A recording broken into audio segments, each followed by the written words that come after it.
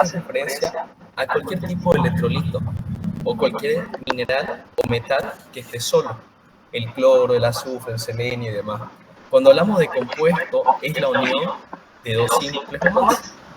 Puede ser cloruro de sodio, bicarbonato de sodio. ¿Qué quiere decir? Las sales, los hidróxidos, los ácidos y así sucesivamente. ¿Se entiende? Ácido carbónico, ácido nítrico. Simple hace referencia a sodio. Es un ejemplo, por si acaso. A hidrógeno, a nitrógeno y entre otros. Ahora, también el oxígeno va a ser un agente simple. La autora suele preguntar, ¿cuáles son las dos funciones principales del oxígeno? ¿Alguno se la sabe? Oxígeno oxida y va a ser el último aceptor de la cadena respiratoria o de la fosforilación oxidativa. Eso es pregunta de examen, por si acaso. Entonces, primera función del oxígeno, oxidante. Segunda función, último aceptor de la cadena respiratoria o fosforilación oxidativa. Estamos yendo bien, ¿no? Ahora, en agentes químicos orgánicos vamos a tener simples y vamos a tener compuestos. En su tabla, ustedes cuando hagan el esquema del cuerpo humano tienen que ponerlo así. Muchas veces ustedes agarran y solamente dicen palat, está mal. Tenemos simples y tenemos compuestos. Dentro de los compuestos tenemos el palat, que es proteína, azúcares, lípidos, ácidos nucleicos y vitaminas, ¿cierto? ¿Y cuáles entrarían dentro de los simples? Hidrocarburos, alcoholes, aldehídos, cetonas, ácidos, entre otros. Compuestos químicos o agentes químicos orgánicos complejos va a ser palat. La autora siempre pregunta, ¿cuál es la unidad estructural de las proteínas? ¿Cuál es? ¿Se me está escuchando? Disculpa. Sí, sí. Ya. Unidad estructural de las proteínas, aminoácidos. Bien. De los azúcares, hidratos de carbono. Bueno, los monosacáridos, perdón. Y es pregunta de examen. ¿Cuál es la estructura o a qué nivel tienen que desintegrarse los azúcares para que nuestros cuerpos puedan absorberlos? Monosacáridos. Bien, monosacáridos. Muy importante eso. ¿Y cuáles son las unidades estructurales de los lípidos? Ácidos grasos.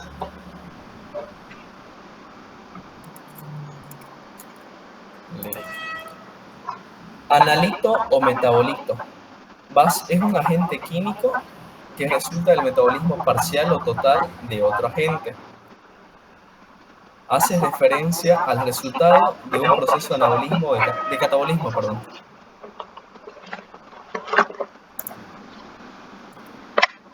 Cuerpo humano, todo esto de acá es la composición que ustedes tienen que hacer. Ya les pasé el esquema, ¿cierto?, del cuerpo humano, ¿o no? Me confirman, si no, para reenviarlo. ¿Se los pasé? Sí, sí, lo pasó. Contesten, por favor. Ciclo bioquímico. ¿Qué es un ciclo bioquímico? Sí, también es pregunta la autora. Va a ser un conjunto de reacciones químicas que puede ser para que crezca o para que disminuya. Entre ellos vamos a hablar del catabolismo y del anabolismo. Anabolismo se conoce como una vía exergónica. ¿Por qué?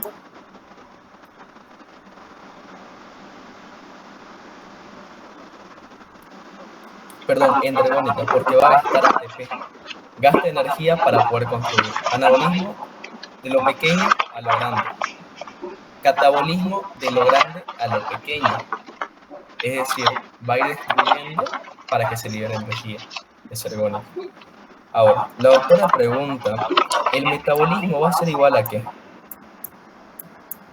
¿A qué es igual el metabolismo? Al conjunto de anabolismo y catabolismo. Exactamente. Al anabolismo y catabolismo. ¿Y cuáles son las hormonas metabólicas principales en nuestro cuerpo? No sé si la doctora se los mencionó. En mi año lo preguntó. Las hormonas metabólicas por excelencia son la T3 y la T4, las hormonas tiroideas. Bien. Es por eso que un paciente hipertiroideo mayormente lo asociamos con que es delgado y un hipotiroideo que es más gordito, ¿no? Acá está, miren, anabólica, síntesis de compuestos químicos, gasta energía, también llamado energónica. Catabólica, degrada, libera energía, es ergónica. Y luego tenemos rutas bioquímicas que van a ser mixtas. ¿Qué quiere decir? Tanto anabólicas como catabólicas. Un claro ejemplo es el ciclo de Krebs. ¿Qué pregunta la doctora? ¿Cuáles son los otros nombres del ciclo de Krebs? ¿Alguno se lo sabe?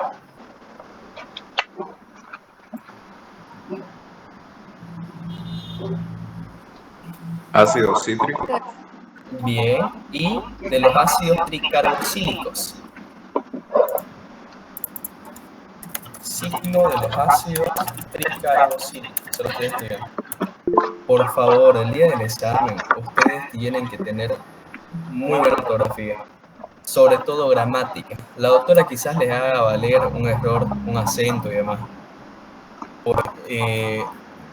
En mi año, como te dije, había una pregunta que decía, ¿la bioquímica humana se clasifica en? ¿Cuál es la respuesta? Habían así dos cuadros. Bioquímica humana se divide en... Acá tienen que poner una y acá la otra. Orgánica y inorgánica. ¿Y cómo lo van a poner acá? Orgánica y inorgánica. Primero inorgánica y luego orgánica. Primero inorgánica y luego orgánica. Exactamente. Exactamente. Primero, bioquímica o química inorgánica y orgánica. Listo. Si ustedes colocan con la otra ahí, la doctora automáticamente mal. Se los adelanto. Rutas anfibólicas, lo que vamos a hablar, el ejemplo de ciclo de Krebs o del ácido cítrico o de los ácidos tricarboxílicos. Es lo mismo. Metabolitos claves o encrucijada. Este término lo hemos visto en neuroanatomía, ¿cierto? Encrucijada es cuando confluye una o más estructuras.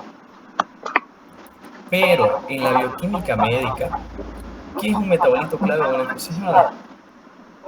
Van a permitir la conexión de dos ciclos o más. ¿Se entiende? Y la doctora ahí le pide un ejemplo. El ejemplo más claro es el acetil-CoA.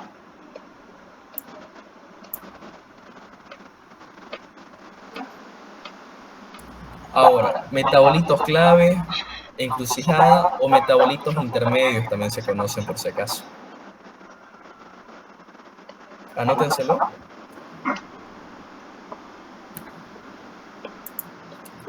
¿Podemos pasar a la siguiente página?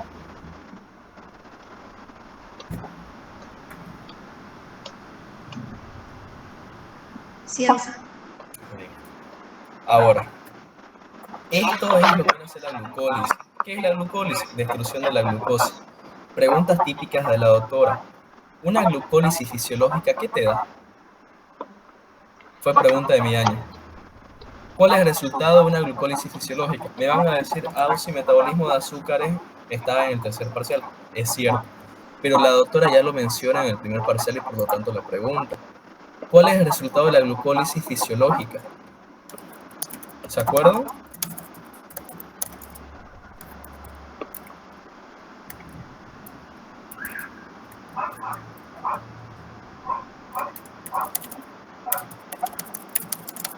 Sí, se lo estoy escribiendo.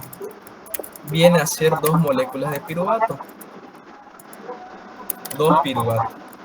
La doctora también les pregunta, ¿cuántos carbonos tiene el piruvato? ¿Alguno sabe?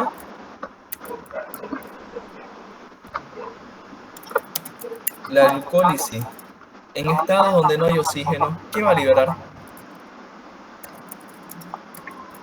Ácido láctico. Muy bien. ¿Qué más? Ácido láctico que está acompañado con lactato. Algunos van a decir, es lo mismo. ¿Y qué pasa si hay una glucólisis anaeróbica? La doctora se los dice, aumenta la concentración de ácido láctico y la persona empieza con debilidad muscular, como si hubiera hecho mucho ejercicio. ¿O no se los dijo?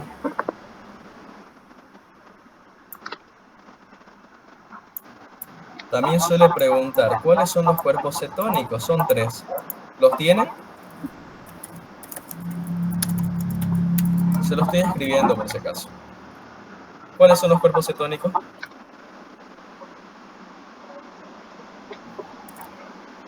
Lo puedo poner por acá. Cetona, beta hidroxibutirato, aceto, acetato. Bien, esos son los cuerpos cetónicos. Les hago una pregunta. Los que les estoy mencionando, ¿la doctora se los mencionó este año? Sí. ¿Le dieron importancia?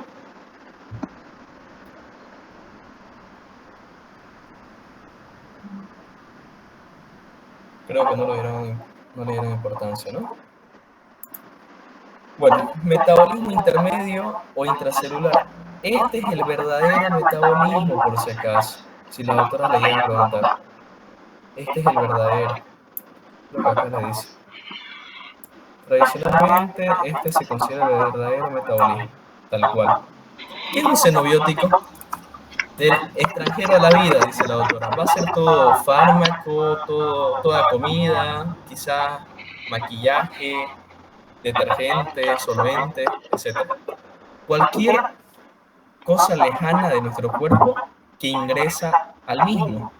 ¿Me entienden? Cualquiera. Y los xenobióticos van a tener un proceso conocido como biotransformación. Tienen que metabolizarse para recién ir a la circulación. ¿Les explicó eso la doctora? Lo que es liberación, absorción, distribución, metabolismo, excreción, ¿o no? Para no entrar a eso.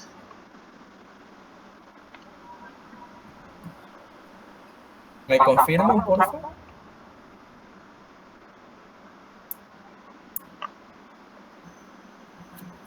¿Me lo podría explicar? LATME, acuérdense de eso, LATME.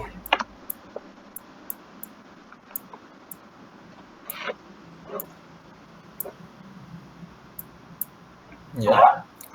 Se conoce como farmacocinética. Liberación, absorción, distribución, metabolismo y excreción.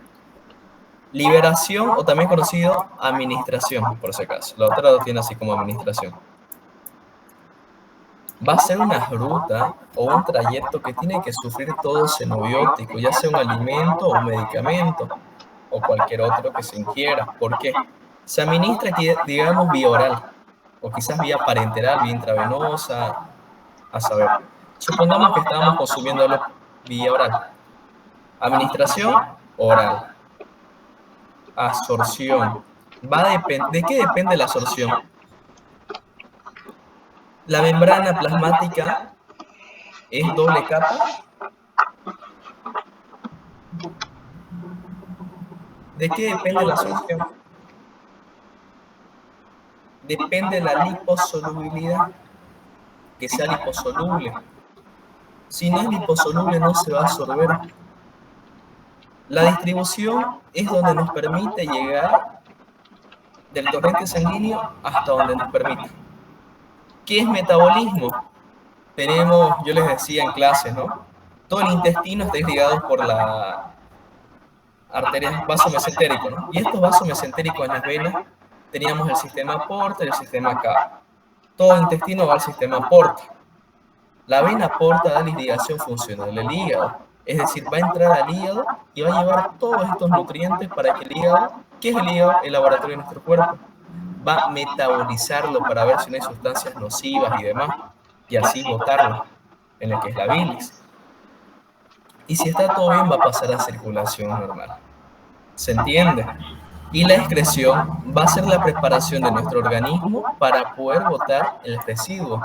Entonces, liberación es cuando administramos por una vía, ya sea oral, ya sea intravenosa, quizás rectal. La absorción depende de la liposolubilidad, ¿bien? Y es cuando pasa a la circulación. La distribución es cuando viaja por toda la circulación hasta donde le permita llegar. El metabolismo es el proceso donde va a haber de biotransformación, donde va a transformarse, ya sea catabólicamente, ¿no? en el hígado o quizás en otros órganos, por ejemplo el plasma. Y la excreción es cuando lo botamos al exterior. ¿Se entiende? Ya sea por vía de leche materna, ya sea vía renal, que es la principal, vía rectal y entre otras. Vamos a las enzimas. ¿Qué es una enzima? Tienen que empezar siempre. Cuando les preguntan qué es una proteína, qué es un lípido, qué es una enzima, qué es un azúcar o demás, compuesto químico, siempre.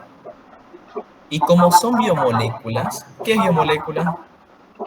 Una molécula grande, biológica, que en su estructura tiene carbono. ¿Qué es una enzima? Compuesto químico, orgánico, endógeno, de naturaleza proteica. Bien. ¿Por qué de naturaleza proteica? Porque las enzimas son proteínas especializadas. ¿Cuál es su función? Acelerar la reacción, acelerar los procesos bioquímicos, disminuyendo la energía de activación de los reactantes. Es decir, una enzima puede unir o puede destruir, por si acaso. Lo mismo. No olviden anotar los cuerpos cetónicos. ¿Lo anotaron ustedes? Sí. Esta hidroxi. Ahí está. El oxígeno. A veces la doctora empieza a preguntar número atómico. Número atómico, 8. ¿Cuánto es su peso atómico? Es diferente por si acaso. El peso atómico redondeado es 16. Ya, 16. A lo mejor se lo pone abierto. Y esto es lo que le dice la doctora. El oxígeno desempeña un papel funcional de hacer oxidación. Y el último receptor del equivalente. El último aceptor de la cadena respiratoria. Suficiente con eso por si acaso. Oxígeno, principal función, oxidar.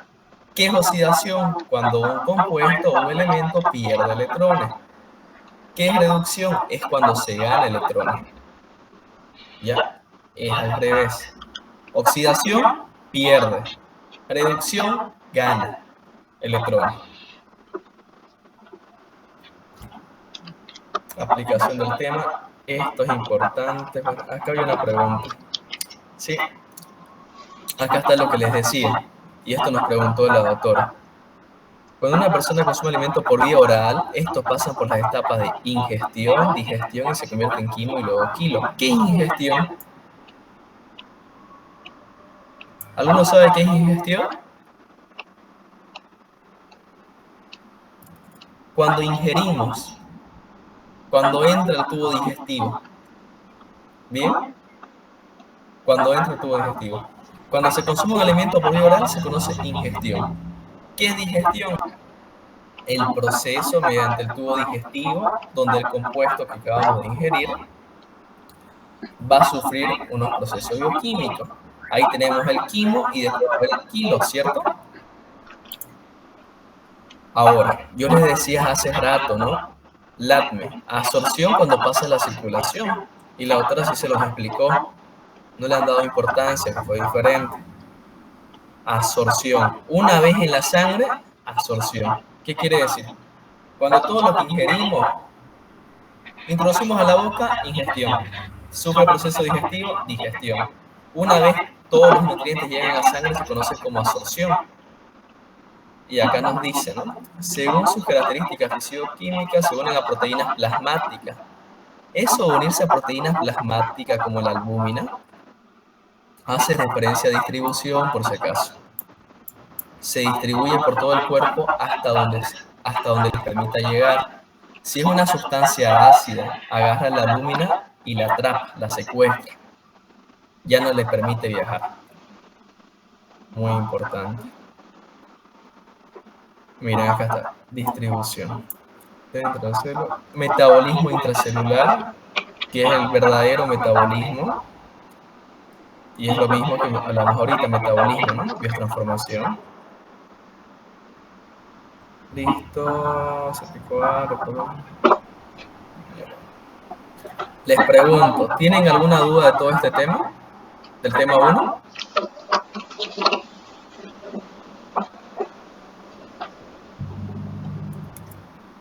No, sí. Pasamos al siguiente entonces, ¿ya?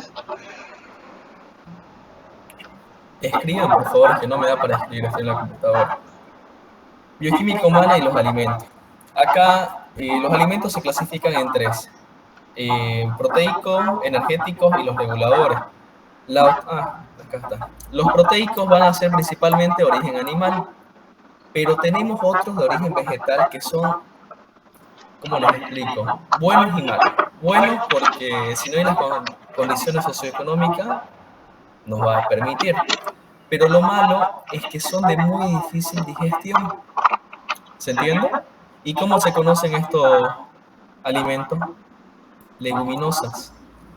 La doctora pregunta, ¿cuáles son los efectos adversos de las leguminosas?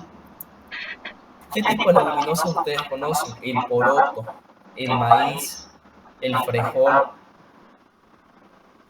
el trigo quizás. ¿Se entiende? Los principales efectos adversos de consumir muchas leguminosas va a ser la flatulencia y el dolor de cabeza. Bien. Ahora, la doctora de igual manera pregunta, ¿cuánto es la cantidad de proteína que una persona debe consumir al día? ¿Alguien se lo sabe?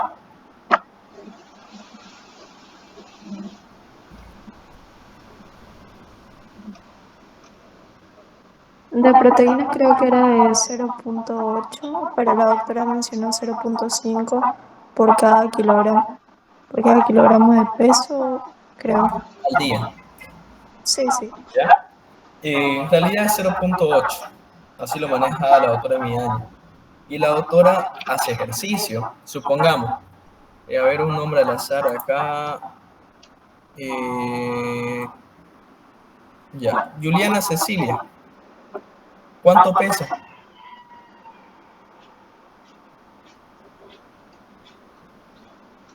Bueno, dígame un peso al azar. 52. Ya, 52. La fórmula nos dice 0,8 gramos por cada kilo del paciente al día. A la doctora le encantan los números, por si acaso, y les va a preguntar ya sea la fórmula del agua o cualquier otra. No te preocupes, Juliana. Entonces, tenemos un peso de 52.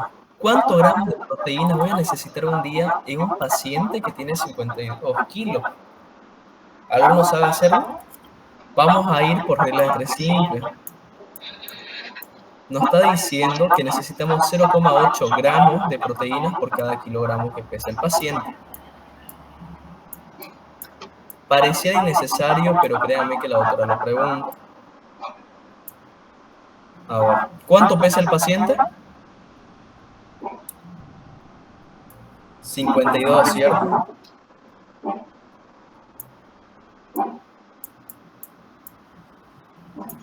Y desconocemos el valor de la proteína, o sea, de la cantidad que necesita. Entonces hacemos regla de tres simple.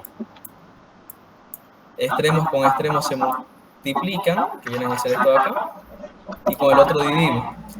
0,8 por 52, ¿cuánto es? Ahora, tienen que acostumbrarse a hacerlo manual. La doctora no les permite sacar calculadora por si acaso. ¿Cuánto sería? Multipliquemos, a ver. 52. Acá hay un 0, acá está el 8, ¿no? 8 por 2, 16. 8 por 5, 40. Más el 1, 41. Listo. 0 por 2, 0. Por 5, 0. Bajamos todo. 416. Pero acá tenemos un decimal, ¿cierto? Les pregunto, es que no les estoy explicando la multiplicación porque supongo que ustedes ya la saben emplear. ¿Se acuerdan la multiplicación o quieren que se las explique?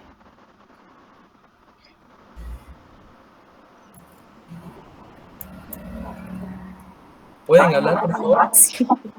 ¿Se acuerdan o les explico?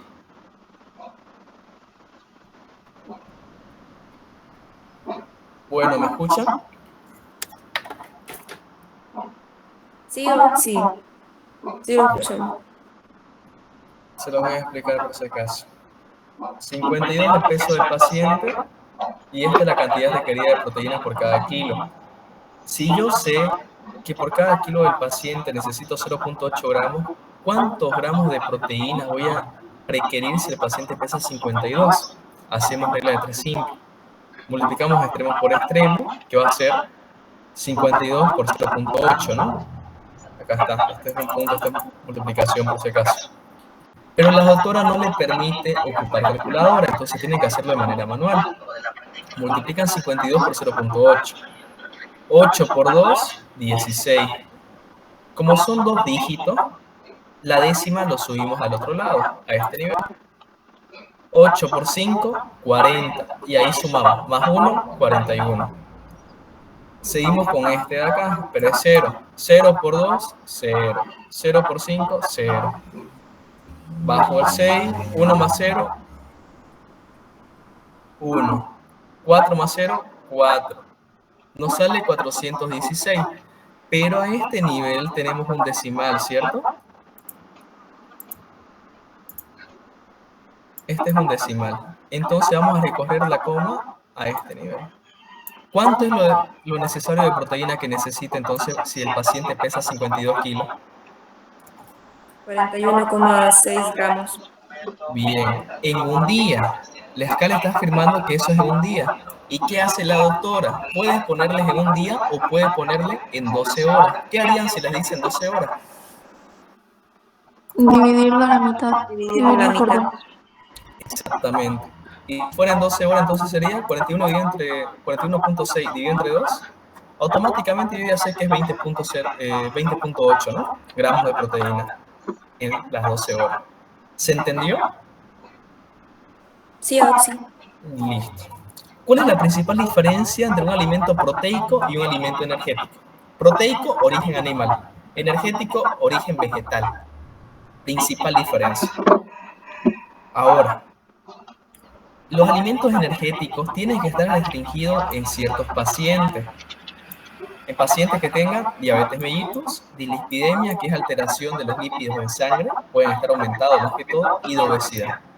A estos tres pacientes debo evitarle dar azúcares, todo lo que es vegetal, glúcido. No debo darle, ¿se entiende? Diabetes mellitus, dislipidemia y obesidad. ¿Cuáles son los alimentos reguladores? ¿Se acuerdan? Se conocen como coadyuvantes o auxiliares de las enzimas. ¿Cuáles son? No han estudiado, ¿no? Los alimentos regulares son las vitaminas y los minerales. Pregunta de examen, por si acaso, con la doctora. Se les va a preguntar, ¿quiénes son los auxiliares de las enzimas? Vitaminas y minerales. Es pregunta de examen. También entra la fibra vegetal, y acá es donde nos dice, ¿no?, que los pacientes en Santa Cruz tienen a tener cáncer de colon, por ello se recomienda que aumente la cantidad de fibra vegetal en su alimentación, que va a ser, digamos, todos los que son vegetales, propiamente dicho. Estos, así como entras, van a salir, por lo tanto, aumentan el bolo fecal. Al aumentar el bolo fecal, va a disminuir la incidencia de cáncer de colon. ¿Se entiende? Ahí está. ¿Qué es un fecaloma? Todo lo que termina en goma es tumor, por si acaso, por si no lo han visto aún en neoplasia. Hay tumores benignos y hay tumores malignos, suficiente. Un fecaloma es cuando hay un pequeño colon ascendente, agua, colon transverso, semisólido, colon descendente, ya va sólido, ¿verdad? Pero un fecaloma es cuando hay un pequeño pedazo de ese fecal que obstruye la luz del colon. Principalmente, ¿qué obstruye? La luz del apéndice. Miren, acá tenemos el ciego, acá tenemos el colon ascendente. Yo sé que tiene otra, pero vamos a tratar si no.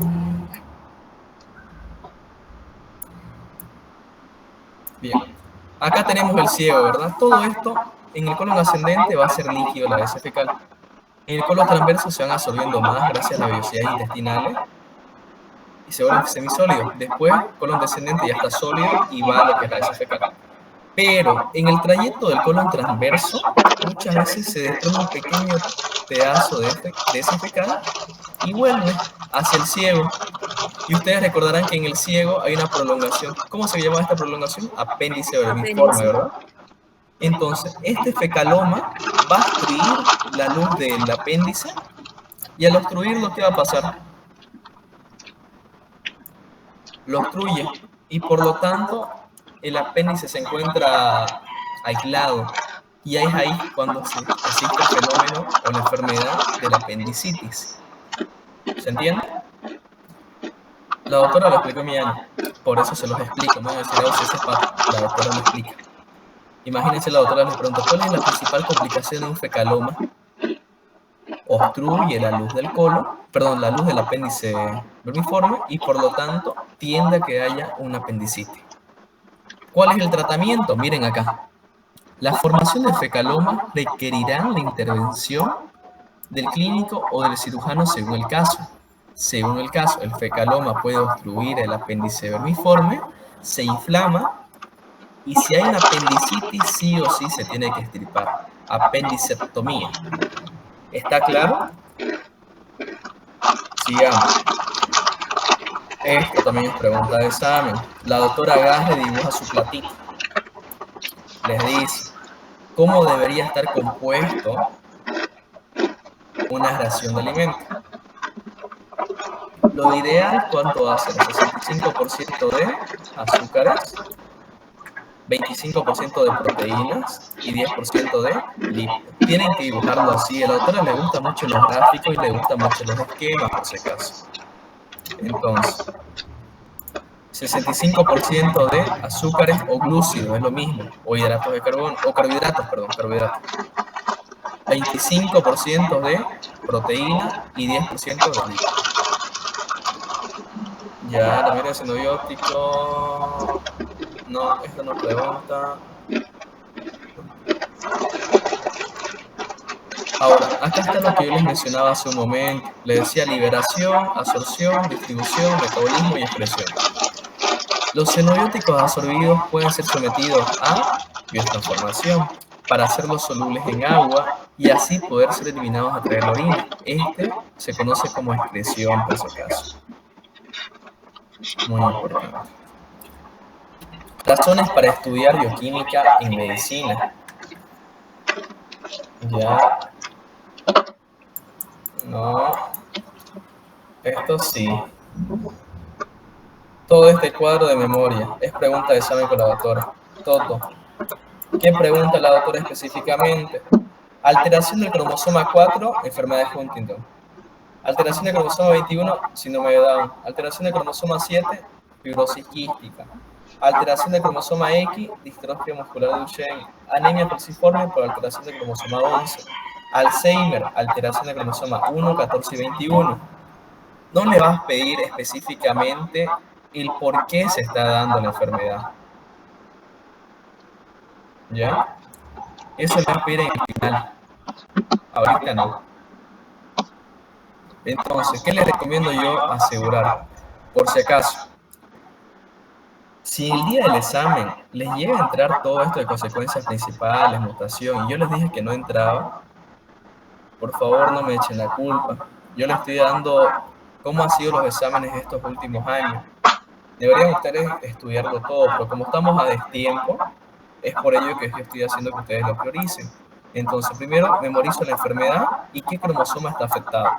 ¿Está bien? Alteración de cromosoma 21, síndrome de Down y así sucesivamente. Esto es pregunta de examen. Ya. La doctora pregunta cuántos cromosomas hay, por si acaso. ¿Cuántos cromosomas hay? 23.000. 46 en la célula somática. Bien, 46. Eso 23.000 creo que es de genes, ¿no? Sí, en la célula somática es 46, en las células sexuales es 23. Bien. Ahora, Acá estábamos, lo vimos en práctica, acuérdense, genotipo y fenotipo. Pregunta de examen de bioquímica, tanto con la doctora Marta como la doctora Hidalgo. ¿Qué es genotipo? Genes, propio de uno. Etiología, logía, estudio de la gente, del gen específico. Y lo van a ver mucho en patología. ¿Cuál es la etiología de tal enfermedad? Hace referencia a cuál es el productor de esa enfermedad. Entonces, genotipo hace referencia a genes, nunca va a cambiar. ¿Bien? ¿Y qué fenotipo? Va a ser algo variable, puede cambiar. Fenotípicamente decíamos que Mariana era igual a su madre. ¿Por qué? La apariencia es similar a la de su madre. ¿Se entiende? Esa es la diferencia entre genotipo y fenotipo. Ya, a ver acá.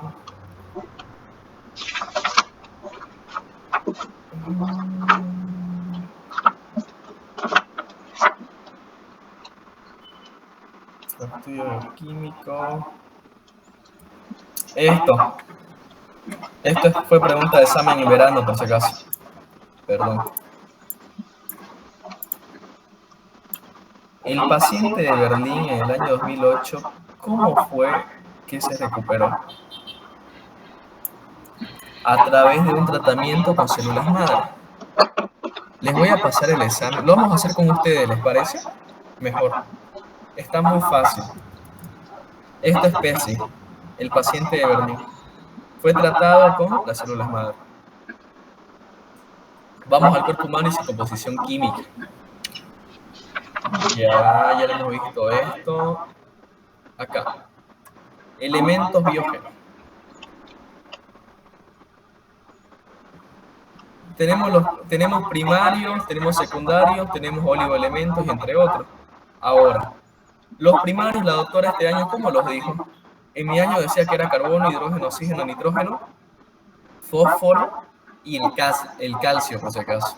En verano dijo que era solamente carbono, hidrógeno, oxígeno y nitrógeno. Les pregunto a ustedes, ¿cómo les dijo ahora a ustedes?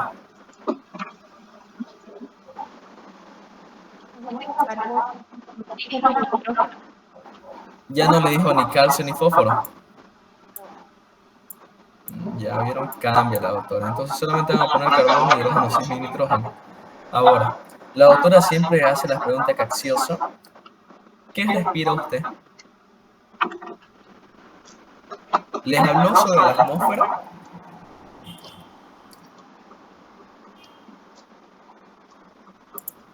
Principalmente nosotros respiramos nitrógeno. En la atmósfera hay aproximadamente 76%, 21% de oxígeno, 2% de otros gases y 1% entre otros. ¿Se entiende?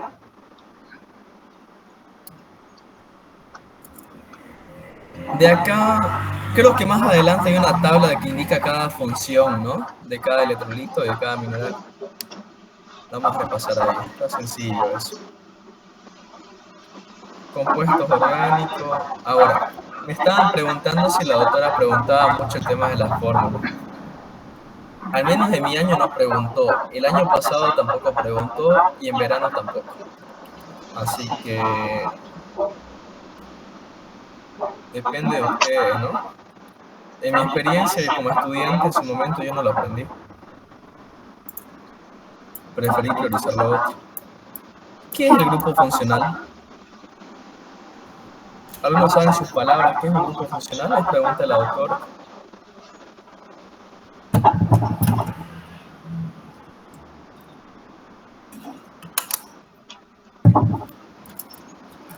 Bueno, voy a hablar yo solo entonces. Sí, disculpe.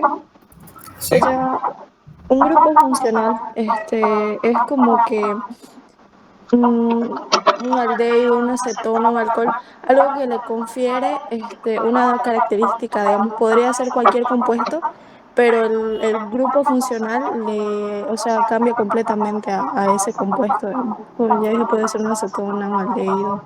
Bien, va a alterar la propiedad química de esa estructura y principalmente son moléculas orgánicas. Por ejemplo, la proteína viene de PALAT, que es una biomolécula que es química orgánica. Y las proteínas tienen una unidad estructural que es el aminoácido. Y el aminoácido tiene un grupo funcional amino. ¿Se entiende? Amino. Si les preguntan a ustedes, ¿cuál es el grupo funcional del aminoácido? Amino. Nada más. Y acá está lo que les decía hace rato. Esto igual es pregunta de examen, por si acaso. Los exámenes de la doctora mayormente son abiertos o si no con cuadros. Ahorita lo vamos a ver. Unidad estructural del ADN, desoxirribonucleótidos. ARN, ribonucleótidos. Proteína, aminoácido. Grupo funcional, amino. Carbohidratos o azúcares o hidratos de carbono o glúcidos también son los monosacáridos. ¿Qué pregunta fue la que yo les dije de azúcares? Que para que los azúcares sean absorbidos tienen que estar en monosacáridos. Díganme ejemplos de monosacáridos. Glucosa, fructosa, la fructosa creo que es un monosacárido. Ribosa, Lactosa la y maltosa, ribosa. ribosa, pero es una pentosa, esa tiene 5 nomás. Bien, la manosa, la desoxirribosa, y entre otros, ¿no? Los lípidos o grasa, base estructural, ácidos grasos. ¿Entran lípidos en su parcial? ¿O no? Sí, porque es hasta proteína, hasta ácidos nucleicos, creo que el teórico. Ya, pero entonces entra lípido, ¿no? Es que no recuerdo el temario, es el orden de los temas. Si entra, ya les voy a pasar el esquema de lípidos, pero rápido. ¿Qué son los lípidos? Químicamente resultan de la esterificación de ácidos grasos y alcohol. ¿Bien? De ácidos grasos y alcohol. Estos pueden saponificarse, que se van a conocer como ceras, por si acaso. Muy importante. Agente inorgánico, ya lo hemos visto. Calcio, donde se ubica principalmente en los huesos. Función, dar resistencia. También para lo que viene a ser el potencial de acción, no se olviden. Carbono, principal constituyente de las biomoléculas. ¿Cuáles son las biomoléculas? PALAT, proteína, ácidos nucleicos, lípidos, aminoácidos y vitaminas. Luego hablamos del cloro junto a lo que es y otro más. Bueno. Equilibrio mineral y ácido básico. Pero además del cloro también tenemos el sodio. Tienen la misma función. Tienen que asociarlo. ¿Cuál es la pregunta típica de la doctora? ¿Cuál es la función o la importancia del hierro? Interviene en la síntesis de hemoproteínas. Hablamos de la hemoglobina y de los citocromos, por si acaso. Potasio. Potasio, nitrógeno y todas esas cosas. Listo. ¿Por qué estoy hablando de esta manera? Son importantes, pero yo sobreentiendo que ustedes ya lo saben. Pero yo les pregunto, ¿cuál es la función principal del magnesio? La doctora lo menciona. ¿Cuál es la función principal del magnesio?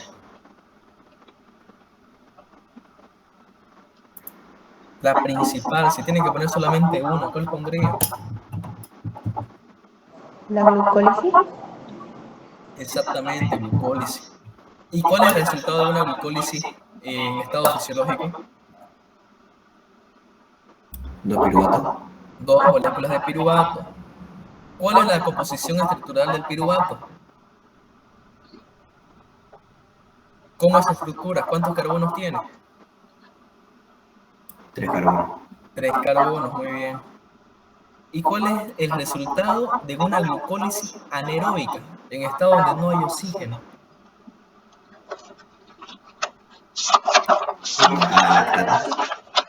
Lactato ácido láctico, ¿no? Y a veces la autora aumenta hasta dióxido de carbono, por si acaso. Listo. El cobre también es pregunta de examen. Sirve para el metabolismo oxidativo, principalmente citocromosidasa. Y aquí nos vamos a ir al selenio. Parte del glutatión peroxidasa y de inmunidad celular.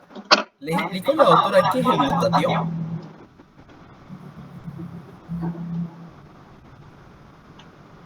Es típica pregunta de ella, por si acaso. ¿Cómo está constituido el glutatión? glutatión, ácido glutámico, cisteína y glicina. Está constituido por ellos tres.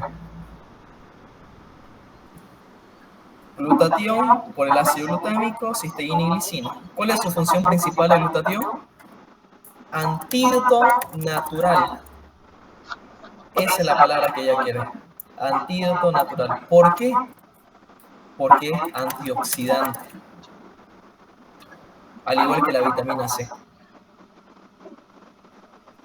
Entonces, ¿qué es el glutatión? Es nuestro antídoto natural en nuestro cuerpo, debido a que es antioxidante y está compuesto por tres elementos: el ácido glutámico, la cisteína y la glicina. Listo. Vamos al zinc, que también se los hablé en práctica, no me acuerdo en qué grupo, si era usted o si era el otro grupo bioquímico. La autora lo pregunta así. Metal, bueno, elemento que se caracteriza por relacionarse aproximadamente con 300 enzimas, además interviene en la cicatrización, favorece el sistema inmunitario y además aumenta la cantidad de andrógeno. ¿Hablamos de quién? Y lo peor es que está acá, miren. El zinc. El zinc va a inhibir una enzima. ¿Qué enzima inhibe? ¿Qué enzima inhibe?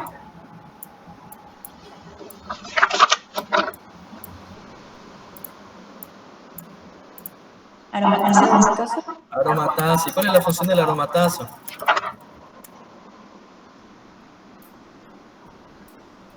Convierte testosterona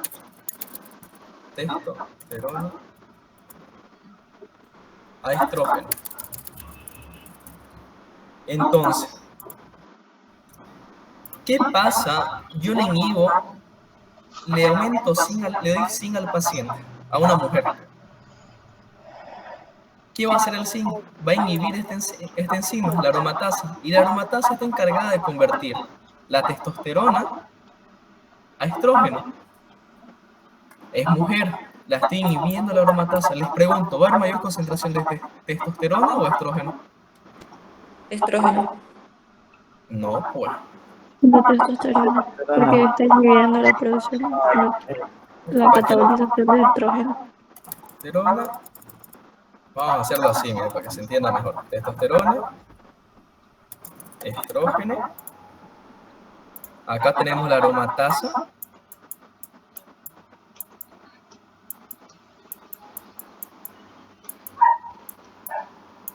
Mira, la testosterona pasa a ser estrógeno por la acción de esta enzima, la aromatasa.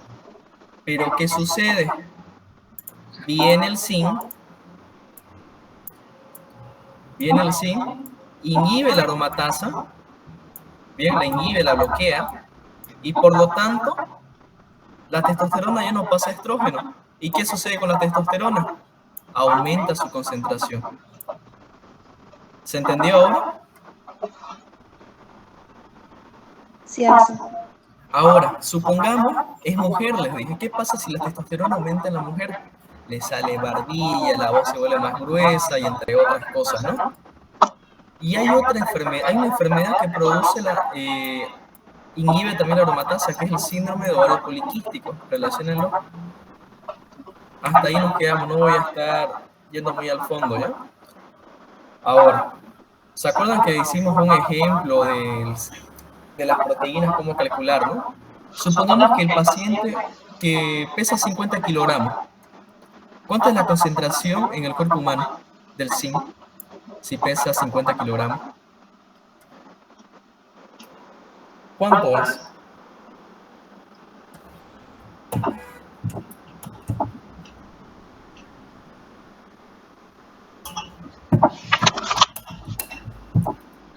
¿Me escuchan? Solamente díganme, no sé, para que lo hagamos y no perdamos tiempo esperando.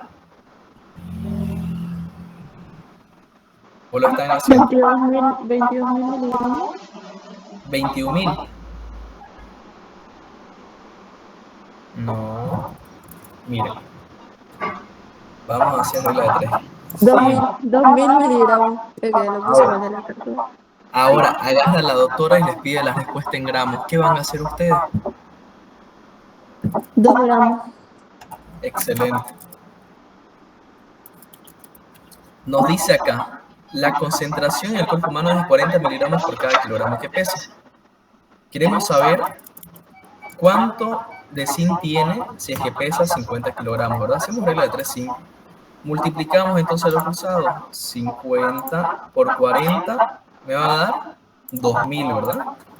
2.000 miligramos de zinc en un paciente que pesa 50 kilogramos. Pero la doctora siempre espera un poco más y dice, quiero la respuesta en gramos. ¿Cómo yo sé cuántos gramos son?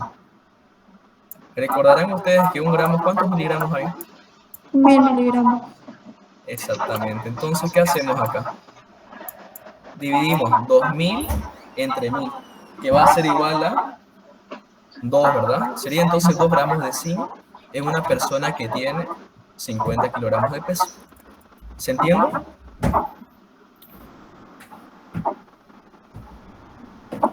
Sigamos. Insulina. ¿Cuál es la estructura de la insulina? Avanzaron proteínas, ¿cierto? La insulina es una hormona peptídica.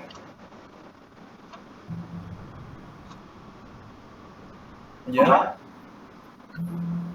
Es una hormona peptídica. Y en su estructura va a tener 51 aminoácidos, por si acaso. 51 aminoácidos.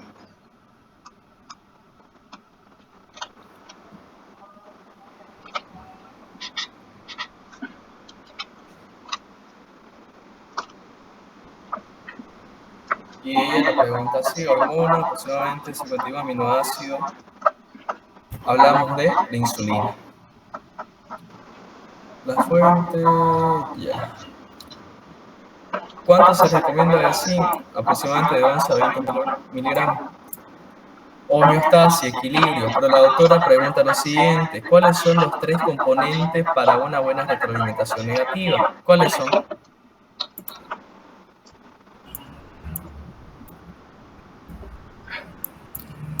¿Cuáles son los 3 componentes? Detector, comparador y efector. Y lo pone así. La homeostasis está mediada principalmente por la retroalimentación negativa para volver al medio fisiológico ante los cambios, ¿no? Estos 3 dependen de 3. Del detector, detecta el cambio, comparador va a comparar el cambio con el punto de referencia y el efector que hace que todo vuelva a la normalidad. La doctora hace también preguntas como lo que la bioquímica se clasifica, bueno, la química se clasifica en química inorgánica y orgánica, ¿verdad? De rellenar 2 palabras. Y en este caso van a ser 3, detector, comparador y efector.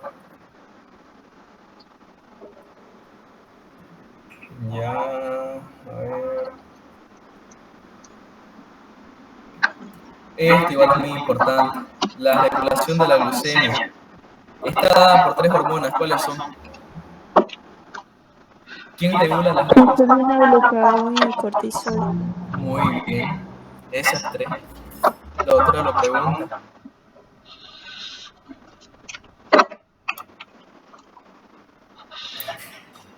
Listo.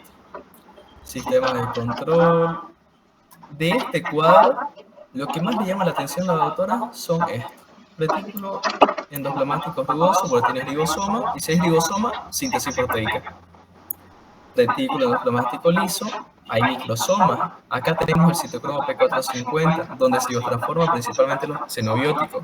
¿Qué es xenobiótico? Extranjero a la vida, que es lo que acabamos de mencionar hace un momento, ¿no?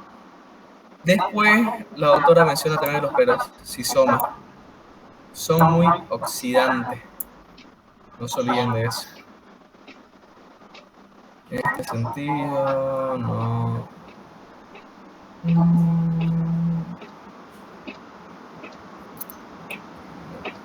Retroalimentación.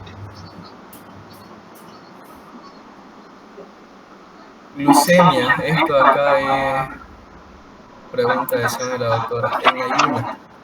Ahorita vamos a ver los diferentes tipos de glucemia.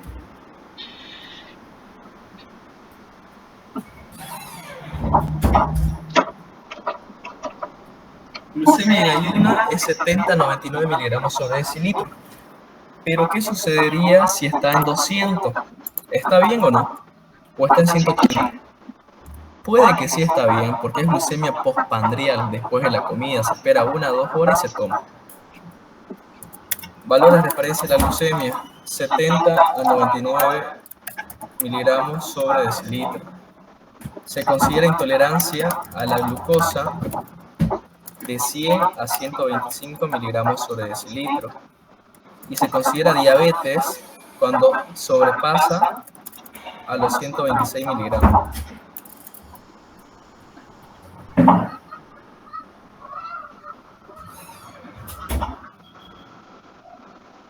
Y la doctora lo dice así: si un caso le ponen diagnostique y el valor es 105, intolerancia a la glucosa, por favor no le coloquen prediabetes, está mal, es intolerancia a la glucosa. Sáquenle una screen a estos valores, por favor, ¿eh? Vamos. ¿Quieren un descanso de 5 minutos o seguimos? Por mí sí. ¿Descanso?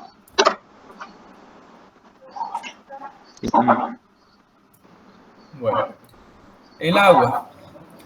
¿Cuál es la principal propiedad del agua? ¿O qué es lo más importante de ella? Aparte de todas sus funciones. La capacidad para hacer puente de hidrógeno. Exactamente. Los puentes de hidrógeno. Y es súper preguntado por la doctora: ¿quiénes intervienen en el puente de hidrógeno? Ahorita hablamos más atrás, no se preocupen. ¿Quiénes intervienen? Acá no está más adelante. ¿Quiénes intervienen? El hidrógeno. La porción polar y la no polar de la molécula. Ya, pero ¿quiénes intervienen? 3 elementos: el hidrógeno, el oxígeno o bien el nitrógeno. Esos 3 eran las respuestas de la doctora, por si acaso. Hidrógeno, oxígeno y nitrógeno. Esos intervienen. Porque cuando no liga el oxígeno, liga el nitrógeno. Ahora, todo este cuadro yo lo voy a simplificar. Si tiene menos edad, va a tener mucha más agua. ¿Por qué? Porque tiene más cartílago. Y ustedes saben que el cartílago es agua, en otras palabras. Está mal decirlo así, por si acaso, ¿no? Distribución. Esto ustedes lo saben por fisiología. Es lo mismo de fisio. Bien. Ya. La verdad no he preguntado a la doctora estos valores. Por si acaso no he preguntado. Lo que sí hace la doctora es poner. Porque la función del agua con la función de la sangre es prácticamente lo mismo, ¿no? Coloca: transporta nutrientes a la célula, actúa como lubricante, colabora en la digestión, participa para mantener la elasticidad de la piel, además de disolvente. Hablamos de las funciones del agua. Bien. Ahora, ¿cómo nosotros o cómo el agua regula la temperatura? Porque si la temperatura está elevada, tiene fiebre, lo primero que vamos a ver es que el paciente está sudando. Y ese fenómeno de la sudoración se conoce como evaporación. El agua se evapora. Listo. Ingesta de agua, esto es lo que les decía, 0.5 mililitros por kilogramo día. ¿Dónde está? Kilogramo hora, perdón. No está, ¿no? ¿Cambió su libro, disculpe, de usted? ¿O está igual a este? Estoy buscándolo. ¿O está más adelante? Bueno, Se lo pongo acá, no creo que me esté equivocando. La ingesta de agua recomendada es 0.5 mililitros por cada kilogramo. Ah, no, evaporación, perdón, evaporación. Es lo que se pierde, estoy mal. Ahora, por cada hora. ¿Estamos bien? Esto es lo que se pierde.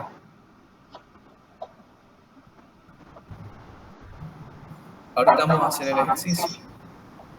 Ahora, la doctora pregunta, ¿cuánto es lo mínimo de agua que un paciente debe ingerir para que no haya insuficiencia renal? Lo mínimo.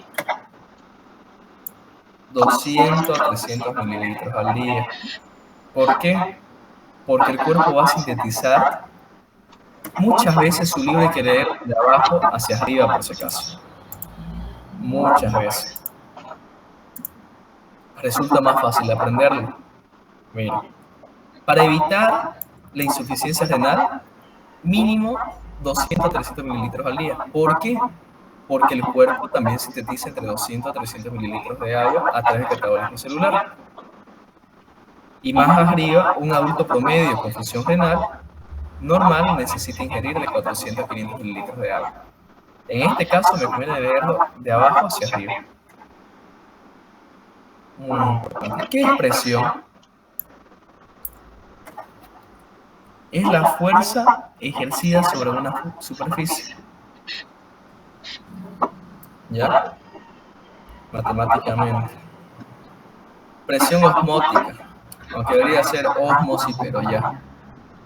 Va a ser la presión ejercida sobre una membrana semipermeable. ¿Dónde hay membrana semipermeable? En las células, en todas las células.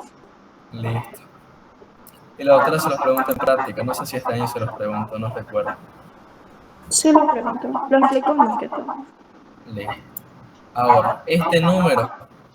¿Por qué decimos que un mol es igual a 0.022 por 10 a la 23? Porque es el número de partículas que hay. Es como las unidades que hay en un mol. Mal. No sé el número de Avogadro, así. Exactamente. Número de Avogadro. El número de Avogadro es 6.022 por 10 a la 23, que nos dice que un mol puede haber 6.022 por 10 a la 23 partículas o bien moléculas y así sucesivamente. Todo depende de qué queramos calcular. O sea, estaba bien tu respuesta, Jasmine. Pues yo quería que me digas el número de Avogadro. Es química. La doctora se lo explicó así, me imagino, ¿no? Bueno, a veces lo explica, a veces no. Siempre se nos va. Ahora, ¿quién es el principal determinante de la osmolalidad sanguínea?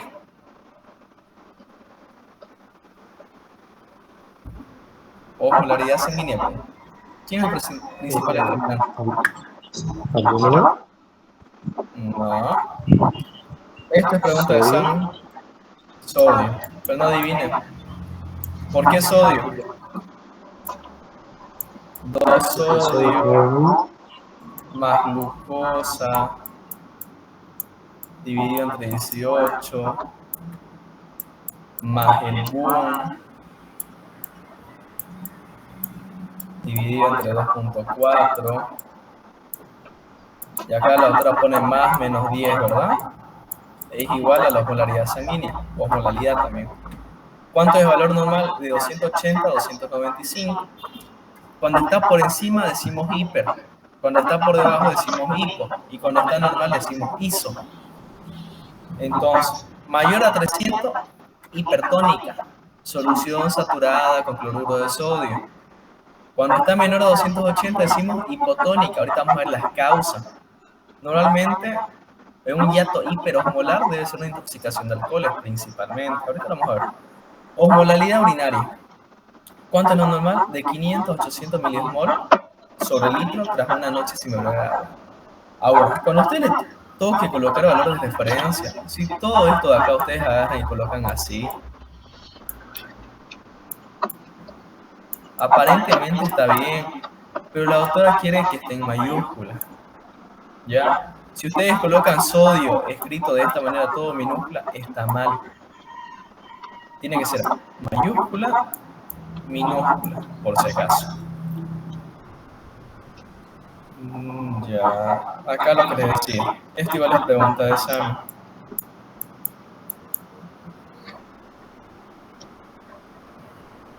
Ahora, ¿quiénes regulan la presión osmótica del líquido extracelular? En las hormonas antidiurética, aldosterona y el péptido natriurético auricular. Me confundo un poquito. ¿Les expliqué a ustedes sistemas renina, angiotensina, aldosterona? No, sí. ¿No? Ya entonces fue el otro grupo, fue el grupo de la doctora Marta. La doctora no lo pregunta tan así como ¿quiénes regulan la presión osmótica del líquido extracelular? Ella pregunta ¿quiénes regulan la absorción del sodio? ¿La antidiurética? Perdón, es diferente la pregunta. Si les preguntan por sodio, va a ser aldosterona, péptido natriurético auricular o FNA, que es lo mismo, y lo que viene a ser angiotensina 2. Aldosterona porque es grasor de sodio y bota potasio. Péptido natriurético auricular o factor natriurético auricular, ¿por qué? Natriurético, bota sodio por la orina. Angiotensina 2, ¿qué hace? Estimula la corteza de la glándula suprarrenal y libera aldosterona, ¿no? Es por ello. Esto es regulación de ¿qué? Del sodio, por si acaso. Sáquenle un screen. ¿Ya? Pasamos. Ojos receptores, secreción diurética. Ya. Aquí, trastorno de la sed. Se caracteriza por una disminución abrupta del antidiurético. ¿De qué enfermedad estamos hablando? Pregunta la doctora.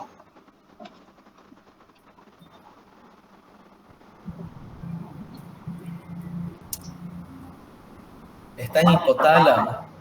¿No vieron la anatomía? Se caracteriza por polidicea y poliuria. ¿De qué enfermedad estamos hablando? Diabetes. Ya. Está bien. Si vemos que una persona orina cada rato, sospechamos de diabetes. Pero tenemos diferentes tipos de diabetes. Tenemos diabetes mellitus y tenemos diabetes insípida.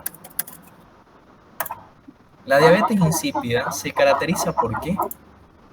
Porque el núcleo supraóptico, que es quien produce la antidiurética, dejó de funcionar y por lo tanto la antidiurética bajó. Antidiuresis, entonces el paciente orina cada rato. Poliuria. ¿Y cómo va a contrarrestar esto? Aumentando la ingesta de líquido. Polidicsia, sed excesiva. ¿Se entiende? La autora lo explica. A ver, vamos a ver si se ve un poquito acá el sistema de angiotensina. ¿Se los explico o pasamos a la otra página? Depende de ustedes. Listo. Tenemos el riñón. El riñón nos libera lo que es la renina. Esta renina no se va a quedar ahí quieta. Va a hacer un trayecto y se va a encontrar con el angiotensinógeno, que este es producto ¿de quién? Del hígado. ¿Está claro? La renina actúa sobre el angiotensinógeno y la convierte en angiotensina 1. Esta angiotensina 1 hace un trayecto y se va a encontrar con una enzima producida por el pulmón, conocido como ECA, la enzima convertidora de angiotensina. La ECA actúa sobre la angiotensina 1 y va a producir angiotensina 2. Esta angiotensina 2 tiene diversas funciones, además que tiene muchos receptores, 1, 2 y entre otros. Ya lo van a ver más adelante en fisiología. La angiotensina 2 tiene dos funciones principales que a nosotros nos interesan. Vasoconstricción, bien, vasoconstricción, y estimula la corteza de la glándula suprarrenal. Al estimular la corteza de la glándula suprarrenal, que tiene 3 capas, bueno, eso van a verlo más que todo en fisiología, no les voy a complicar ahora. Estimula la corteza de la glándula suprarrenal y por lo tanto va a liberar aldosterona esta. ¿Y qué hace la aldosterona? Reabsorbe agua y sodio, principalmente sodio. Si reabsorbe sodio, va a haber agua. porque tiene una propiedad, la propiedad higroscópica, si mal no estoy, ¿no? Me corrigen si estoy mal, por favor. ¿Se entendió entonces? Riñón libera renina, que es una enzima. La enzima, esta renina actúa sobre el angiotensinógeno, convirtiéndola en angiotensina 1. La angiotensina 1 hace un trayecto y se encuentra con una enzima, con la ECA, que es producida por el pulmón. La ECA, enzima convertidora de angiotensina, transforma la angiotensina 1 en angiotensina 2. La angiotensina 2 produce vasoconstricción y estimula la corteza de la glándula suprarrenal. Al estimular la corteza de la glándula suprarrenal, va a liberar lo que se conoce como aldosterona. ¿Está claro? Y es acá donde la doctora empieza con su gasto cardíaco. Es igual a presión arterial dividido entre resistencia vascular periférica, ¿no?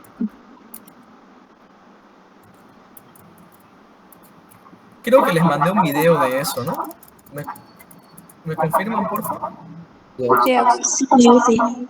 Listo, entonces ya no voy a dar ahí mucho ambiente. Pero si aumenta, si reabsorbe agua, aumenta volumen sanguíneo rápido. Al aumentar volumen sanguíneo, aumenta el gasto cardíaco. Al aumentar el gasto cardíaco, por ende aumenta la presión arterial. Importante. Trastornos relacionados con la regulación. Esto. No sé si lo habrá preguntado la doctora antes, pero para mí sí es pregunta de examen. Yo lo preguntaría como docente. Y si tuviera que tomarles examen, yo no se los preguntaría. ¿Cuál es la diferencia entre una hiponatremia e hipernatremia? Aparte de la diferencia. Hiponatremia produce confusión, náusea. Si hay náusea, hay vómito. Y en caso más grave, haber convulsiones y coma. Y la hipernatremia, que es cuando hay alta concentración de sodio en el plasma, va a provocar una deshidratación. Ahora, se van a preguntar ustedes, ¿por qué hay deshidratación si el sodio atrae agua? ¿Por qué? Por esa misma razón, porque el sodio está reteniendo todas las moléculas de agua, entonces está deshidratado. Un ejemplo, cuando ustedes ponen carne al sol, se deshidrata, ¿verdad? Pero si a esta carne le aumentan sal, se va a deshidratar mucho más rápido. No sé si me voy a entender. Hago referencia al charque, por si acaso. ¿Me entienden el proceso de deshidratación con sal, es decir, con sodio? sí, Listo.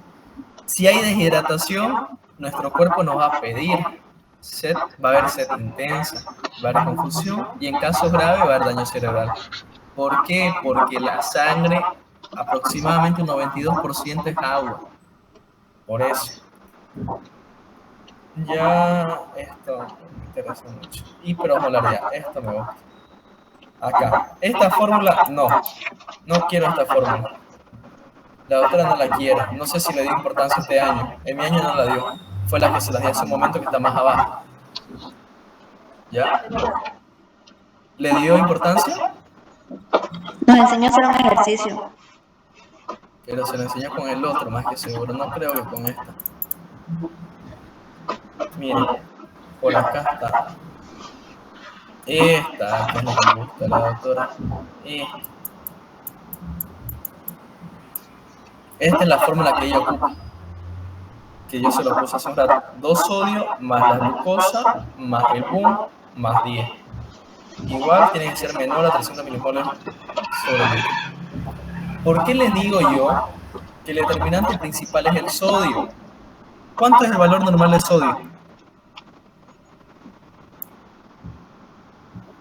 de 135 a 145 Valor mililitros sobre litro.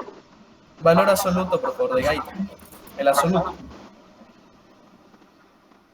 150. No. Eso dice la doctora. 142. 100. 42. Excelente. 142. Acá nos dice 2. Cuando hay un 2 referimos y está seguido. Multiplicación. 2 por 142, ¿cuánto es? 284, ¿cierto? ¿Sí o no? Sí. Yo con el sodio ya puedo saber si el paciente está bien. Porque ya está cercano. ¿Cuánto es el valor normal? ¿Qué pasó? ¿Cuánto es el valor normal? de 285 a 295. ¿Es o no es así? ¿Dónde está? Quiero que lo vean acá en el libro. Acá. Osmolalidad sanguínea, lo normal es de 280 a 295. Varió 5, perdón. Entonces, con el valor del sodio, estoy ahorita viendo que era valor absoluto normal. Yo les decía, principal determinante es el sodio. ¿Por qué? Porque voy a tener un valor aproximado, quizás no exacto, pero lo voy a tener aproximado. Y gracias a él ya voy a saber si el paciente está bien o no, en lo que es la osmolalidad. ¿Se entiende?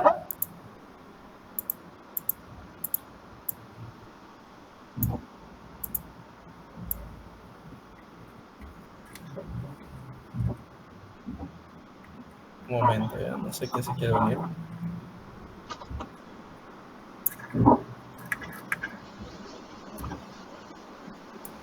Bueno, ahora, ¿qué es el boom? Nitrógeno ureico en sangre. La doctora lo preguntó en mi año. ¿Cómo se calcula? ¿Cómo se calcula el boom? Ya lo vieron, ¿sí?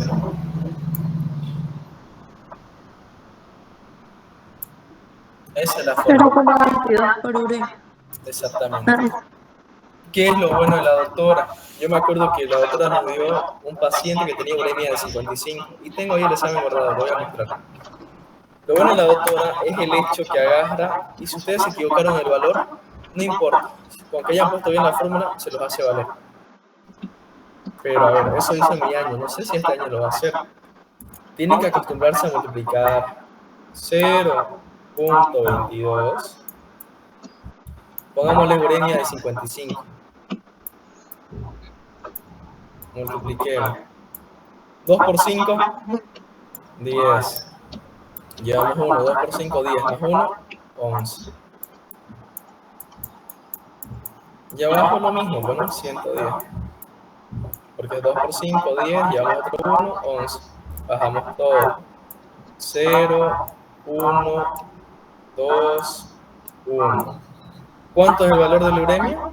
Tiene acá dos decimales. Recojo 1, 2. Entonces, el boom va a ser igual a ¿cuánto? A 12.10. ¿Cuánto es lo normal del boom? Nitrógeno ureico en sangre. ¿Cuánto es? De 9 a 17 miligramos sobre decilitro. ¿No era de 6 a 20 miligramos sobre decilitro? Vamos Sí, a ver. así está en el libro, como 6 a 20. Ahí está. No me olvidé. 6 a 20 miligramos sobre decilitro. Eso pregunta la doctora. ¿Ya? ¿Y cuándo se ha aumentado el nitrógeno ureico en sangre? ¿En qué trastorno? ¿En una deshidratación? ¿En una insuficiencia cardíaca? ¿Una dieta rica en proteína o insuficiencia renal? Y puede estar disminuida en el segundo o tercer trimestre de embarazo. ¿Pero por qué una dieta rica en proteína? ¿Alguien me puede decir? Porque el nitrógeno ureico en sangre se debe a la urea que hay en sangre. Pero hay que multiplicarlo por 0,22. ¿Y qué es la urea? Metabolito de las proteínas. ¿Se entiende por qué? Listo. Acá está lo de las fórmulas que le decía de pérdida de agua. Van a disculpar, me confundí con un gesto. 0.5 mililitros, por cada hora y kilogramo del paciente. Eso es lo que pierde.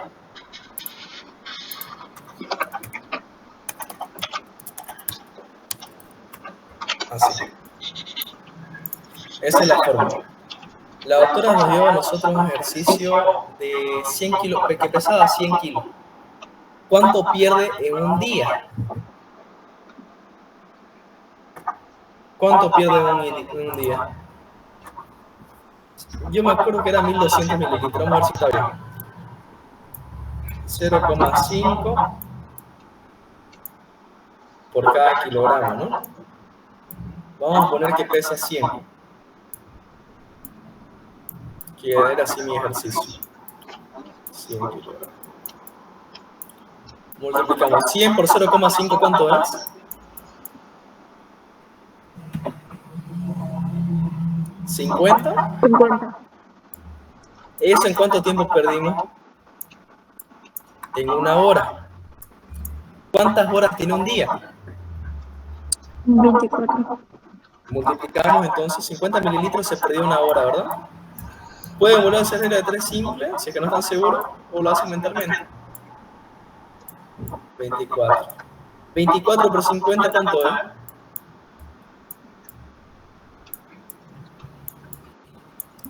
Y 1200. Muy bien. Entonces, un paciente de 100 kilogramos en un día pierde 1200 mililitros. ¿Se entiende, no?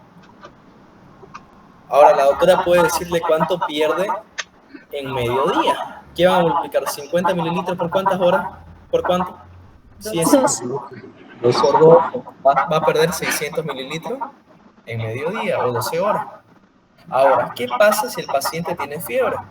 Por cada grado centígrado por demás, se puede perder aproximadamente 50 mililitros adicionales de agua al día.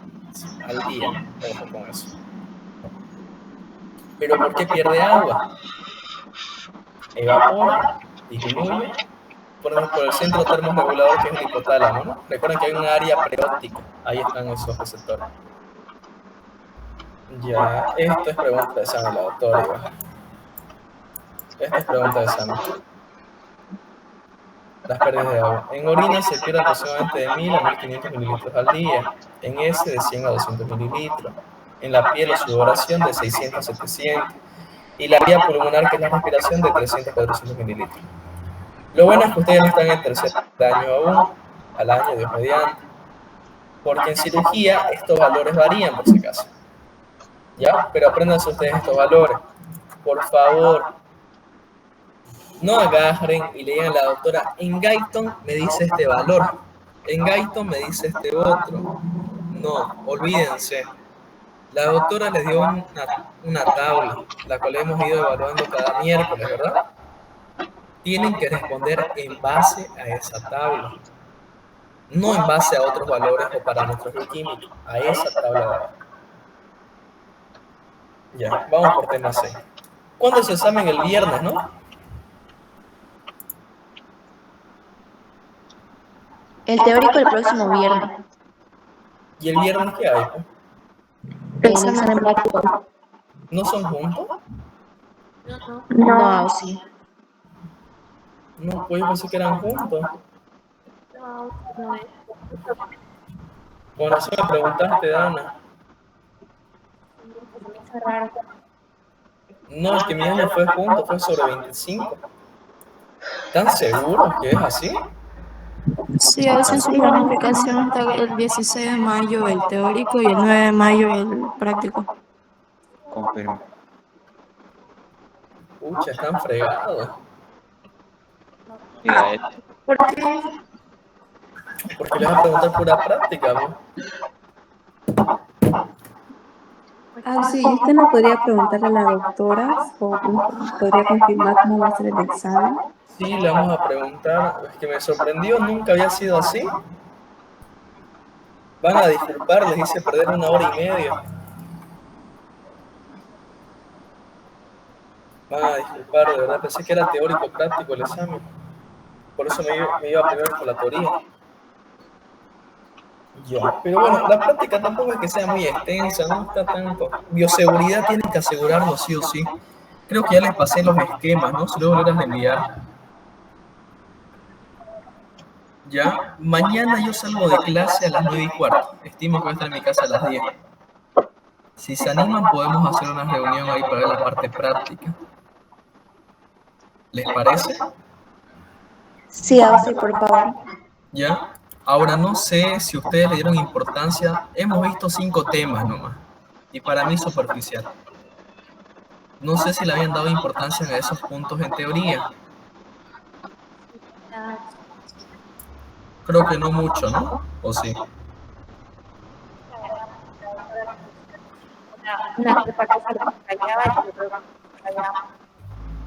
La doctora En su libro ustedes tienen que resaltar lo que la doctora resalta, pero con un color en particular, yo que sé, con lila, todo lo que ella resalta, porque más que seguro ahí le vas a preguntar, pero siempre desglosa una u otra cosa. Les das tiempo, sí, no se preocupen de eso. No creo que sea el examen el día viernes, la verdad. Porque hoy no hubo práctica con dos grupos. El grupo del viernes está atrasado, no ha acabado la práctica de azúcar. Y si es examen práctico, tiene que entrar sí o sí azúcar. Ya, voy a hablar con ella más tarde, ya les confirmo. Pero estudien como si fuera el día viernes. No se confíen, por favor. Y lo Sí, bueno, solo con ella, por favor. ya, lo bueno es que tenemos tiempo. No vamos a hacer una reunión el día sábado entonces para acabar teoría. De preferencia yo quiero que sea en aula, así que vamos a ver la manera que sea en aula, ¿está bien? Sí, Alfie. Digamos, el de bioquímica me choca con un parcial igual. Y sí, El día viernes, el viernes el teórico, el 16, ¿con qué parcial te choca? de fisiología. Y hablé con el doctor, digamos, y según él dijo que ya había ido a ver qué día y qué fecha había espacio, y según el viernes nadie había anotado. Así Ya, que dijo que ¿qué hablara con la docente? el doctor Quiroga. Ya, bueno, bienvenido al segundo año, sí, segundo año, examen tras examen, 2 exámenes un día o 3 exámenes un día, es así. Lastimosamente tenemos que acostumbrarnos, si bien el artículo reglamentario dicen que 2 exámenes del mismo nivel no pueden chocar, muchas veces no se cumple, se los digo por experiencia. Van a dar examen bacteria y patología y parásito quizás la misma semana. Entonces, no puedo yo quejarme ahorita. La doctora va a ser puede ceder la doctora. ¿Cuál es el problema? Que la doctora le dio su cronograma analítico desde hace 2 meses. ¿Me entiendes?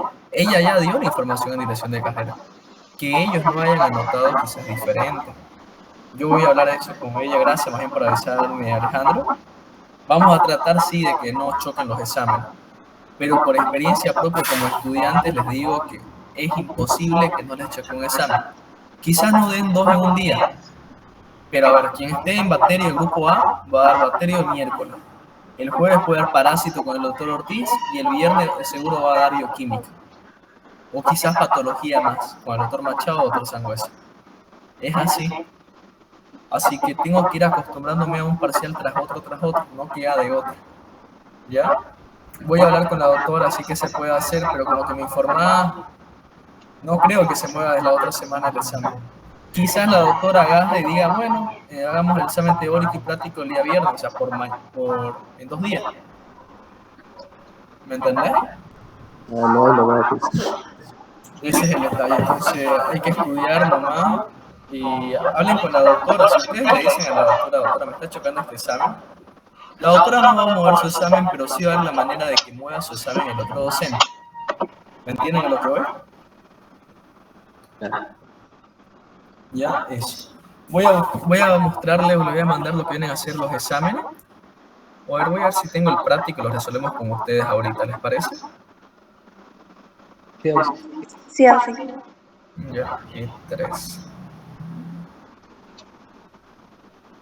Tabla de valores sí o sí. Les conviene que sea solo práctico a la vez, si es que aseguran la tabla de valores. Por lo menos les entran 10 valores ahí. Por lo menos, si no es más. A ver.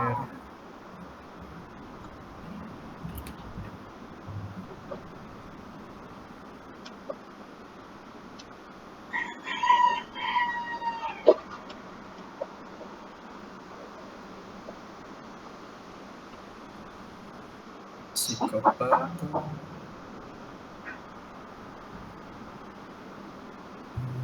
Ahí se lo acabo de mandar. Fíjense, por favor.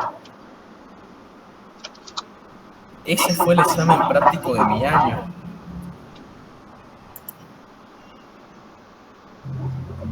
Y también fue mi examen. Me equivoqué en el tema de la densidad. No, si ustedes no saben algo, por favor, no lo respondan, ¿ya? La otra se va a molestar.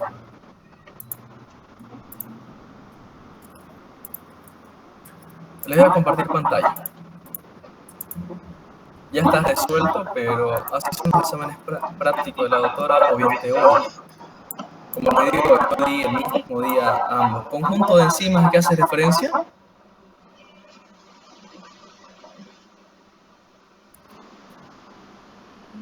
Conjunto de enzimas a qué hace referencia. Miren, acá están las preguntas y acá están las posibles respuestas. Son 10 preguntas y hay 20 posibles respuestas. Conjunto de enzimas, citocromo. Provoca hipoglucemia. La insulina. ¿Qué hace la insulina? Bajar los niveles de glucemia en sangre. ¿Y por qué provoca hipoglucemia? Porque la insulina, mayormente administrada en pacientes diabéticos, se coloca la insulina y se olvidan de comer. Entonces hay una hipoglucemia. Antes de toma de muestra para gasometría, test de Allen, sí o sí. Componente metabólico de la gasometría. Metabólico. Siempre cuando escuchen metabólico es bicarbonato. Siempre. La E, fructosa. Es una exosa, pero con grupo funcional. Cetónico. 12, monosacárido cetónico. Yo me confundí y le puse aldehído. ¿Por qué le puse aldehído? Por el motivo que no, cuerpos cetónicos son cetona, cetoacetato, beta-hidroxibutirato. Me equivoqué. Glucosa más glucosa me da maltosa. Metabolitos de proteínas. Ahí no sé, ahí me equivoqué, coloqué el número. Era urea, sí, lo acabamos de hablar. La distancia interpupilar es muy importante para el uso de microscopio. Número 7. Parte líquida en la sangre obtenida así anticoagulante y por decantación. Lo hablamos en práctica. ¿Qué es? El suero. ¿Bien? Vamos a los valores de referencia. pH de sangre venoso. Sí, aunque no lo crean, no sé qué me pasó ahí, me bloqueé. Y es 7.35 a 7.45. pH arterial o capilar de 7.37 a 7.44. Calcemia. Bilirrubina total, tanto. Tienen que tener cuidado con el menor o con el mayor. Acá magnesio es sobre miligramos sobre decilitro. La doctora lo corrigió en clase, pero yo le puse miliequivalente. Bueno, no importa. Solución fisiológica, acá es donde les decía, la doctora les puede preguntar en un día, en mediodía y tal. Solución fisiológica, en un litro, ¿cuánto de cloruro de sodio hay? 9 gramos. Osmolaridad de la sangre. Acá le dice ridad. En el libro dice osmolalidad. La doctora dice que es lo mismo, pero según química inorgánica no es lo mismo. Pero háganle caso a la doctora. Bien, proteinuria. No va a haber nunca proteínas en orina, al menos que tenga síndrome nefrótico, por consiguiente una insuficiencia renal aguda o crónica. Densidad de la orina de 1.015 a 1.025. ¿Está claro? Así son los exámenes, si se dan cuenta no son complicados, ¿no? Pero hay que tener mucho cuidado con las respuestas. ¿Tienen alguna duda?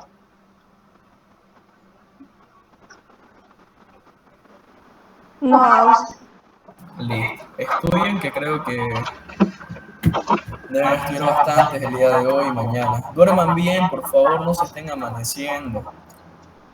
Ustedes necesitan estar bien despiertos para el examen, muchas veces dura poco tiempo. Tienen que dormir bien. ¿Quieren amanecerse, desvelarse? Desvélense hoy. Mañana duerman bien, por favor. No vayan amanecidos. Y no se sorprendan si la doctora les sorprende el examen 10 minutos antes de la clase. Que lo ha hecho mi año. Ya, lo ha hecho. Así que les deseo el mayor de los éxitos y estamos coordinando por el grupo cualquier clase adicional, ¿ya? Nuevamente una disculpa.